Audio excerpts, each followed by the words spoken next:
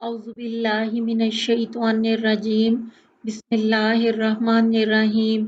صحیح بخاری حدیث نمبر 3101۔ علی بن حسین زین العابدین نے کہ نبی کریم صلی اللہ علیہ وسلم کی زوجہ مطہرہ صفیہ رضی اللہ عنہ نے انہیں خبر دی کہ وہ نبی کریم صلی اللہ علیہ وسلم کی خدمت میں ملنے کے لیے حاضر ہوئیں۔ نبی کریم صلی اللہ علیہ وسلم رمضان کے آخری عشرے کا مسجد میں اعتکاف کیے ہوئے تھے۔ پھر وہ واپس ہونے کے لیے اٹھیں تو نبی کریم صلی اللہ علیہ وسلم بھی ان کے ساتھ اٹھے۔ جب آپ صلی اللہ علیہ وسلم اپنی زوجہ مطہرہ ام سلمہ رضی اللہ عنہ کے دروازے کے قریب پہنچے جو مسجد نبوی کے دروازے سے ملا ہوا تھا، تو دو انصاری صحابی اسید بن حضیر رضی اللہ عنہ اور عباد بن بشر رضی اللہ عنہ وہاں سے گزرے اور آپ صلی اللہ علیہ وسلم کو انہوں نے سلام کیا اور آگے بڑھنے لگے، لیکن آپ صلی اللہ علیہ وسلم نے ان سے فرمایا ذرا ٹھہر جاؤ، میرے ساتھ میری بیوی صفیہ رضی اللہ عنہ ہیں، یعنی کوئی دوسرا نہیں۔ ان دونوں نے عرض کیا سبحان اللہ یا رسول اللہ، ان حضرات پر آپ کا یہ فرمانا بڑا شاق گزرا۔ آپ صلی اللہ علیہ وسلم نے اس پر فرمایا کہ شیطان انسان کے اندر اس طرح دوڑتا رہتا ہے جیسے جسم میں خون دوڑتا ہے، مجھے یہی خطرہ ہوا کہ کہیں تمہارے دلوں میں بھی کوئی وسوسہ پیدا نہ ہو جائے۔ صحیح بخاری حدیث نمبر 3102۔ عبداللہ بن عمر رضی اللہ عنہ نے بیان کیا کہ میں ام المومنین حفصہ رضی اللہ عنہ کے گھر کے اوپر چڑھا تو دیکھا کہ نبی کریم صلی اللہ علیہ وسلم قضائے حاجت کر رہے تھے۔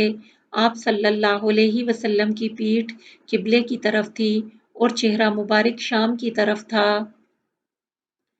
صحیح بخاری حدیث نمبر 1303۔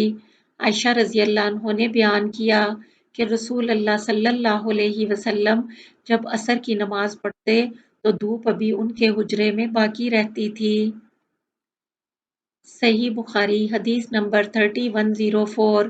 عبداللہ رضی اللہ عنہ نے بیان کیا کہ نبی کریم صلی اللہ علیہ وسلم نے خطبہ دیتے ہوئے عائشہ رضی اللہ عنہ کے حجرے کی طرف اشارہ کیا اور فرمایا کہ اسی طرف سے یعنی مشرق کی طرف سے فتنے برپا ہوں گے۔ 3 مرتبہ آپ صلی اللہ علیہ وسلم نے اسی طرح فرمایا کہ یہیں سے شیطان کا سر نمودار ہوگا۔ صحیح بخاری حدیث نمبر 3105۔ عائشہ رضی اللہ عنہ نے خبر دی کہ رسول اللہ صلی اللہ علیہ وسلم ان کے گھر میں موجود تھے۔ اچانک انہوں نے سنا کہ کوئی صاحب حفصہ رضی اللہ عنہ کے گھر میں اندر آنے کی اجازت مانگ رہے ہیں۔ عائشہ رضی اللہ عنہ نے بیان کیا کہ میں نے عرض کیا یا رسول اللہ، آپ دیکھتے نہیں یہ شخص گھر میں جانے کی اجازت مانگ رہا ہے؟ آپ صلی اللہ علیہ وسلم نے اس پر فرمایا کہ میرا خیال ہے یہ فلاں صاحب ہیں۔ حفصہ رضی اللہ عنہ کے رضاعی چچا، رضاعت بھی ان تمام چیزوں کو حرام کر دیتی ہے جنہیں ولادت حرام کرتی ہے۔ صحیح بخاری حدیث نمبر 3106۔ انس رضی اللہ عنہ نے کہ جب ابوبکر رضی اللہ عنہ خلیفہ ہوئے تو انہوں نے ان کو یعنی انس رضی اللہ عنہ کو بحرین عامل بنا کر بھیجا اور ایک پروانہ لکھ کر ان کو دیا اور اس پر نبی کریم صلی اللہ علیہ وسلم کی انگوٹھی کی مہر لگائی۔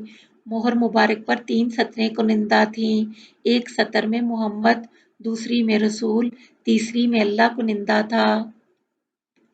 صحیح بخاری حدیث نمبر 3107۔ انس بن مالک رضی اللہ عنہ نے ہمیں 2 پرانے جوتے نکال کر دکھائے جن میں 2 تسمے لگے ہوئے تھے۔ اس کے بعد پھر ثابت بنائی نے مجھ سے انس رضی اللہ عنہ سے بیان کیا کہ وہ دونوں جوتے نبی کریم صلی اللہ علیہ وسلم کے تھے۔ صحیح بخاری حدیث نمبر 3108۔ ابو بردہ بن ابو موسیٰ نے بیان کیا، کہا عائشہ رضی اللہ عنہ نے ہمیں ایک پیوند لگی ہوئی چادر نکال کر دکھائی اور بتلایا کہ اسی کپڑے میں نبی کریم صلی اللہ علیہ وسلم کی روح قبض ہوئی تھی۔ اور سلیمان بن مغیرہ نے حمید سے بیان کیا، انہوں نے ابو بردہ سے اتنا زیادہ بیان کیا کہ عائشہ رضی اللہ عنہ نے یمن کی بنی ہوئی ایک موٹی ازار، تہمد اور ایک کمبل انہی کمبلوں میں سے جن کو تم ملبہ اور موٹا پیوندار کہتے ہو ہمیں نکال کر دکھائی۔ صحیح بخاری حدیث نمبر 3109۔ انس بن مالک رضی اللہ عنہ نے کہ نبی کریم صلی اللہ علیہ وسلم کا پانی پینے کا پیالہ ٹوٹ گیا تو آپ صلی اللہ علیہ وسلم نے ٹوٹی ہوئی جگہوں کو چاندی کی زنجیروں سے جڑوا لیا۔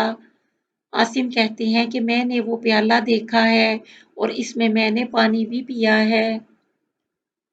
صحیح بخاری حدیث نمبر 3110۔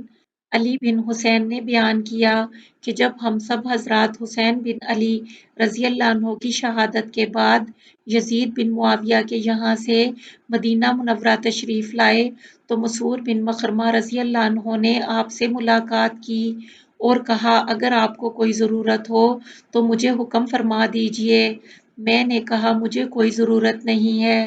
پھر مسعود رضی اللہ عنہ نے کہا تو کیا آپ مجھے رسول اللہ صلی اللہ علیہ وسلم کی تلوار عنایت فرمائیں گے کیونکہ مجھے خوف ہے کہ کچھ لوگ بنو امیہ اسے آپ سے نہ چھین لیں، اور اللہ کی قسم اگر وہ تلوار آپ مجھے عنایت فرما دیں تو کوئی شخص بھی جب تک میری جان باقی ہے اسے چھین نہیں سکے گا۔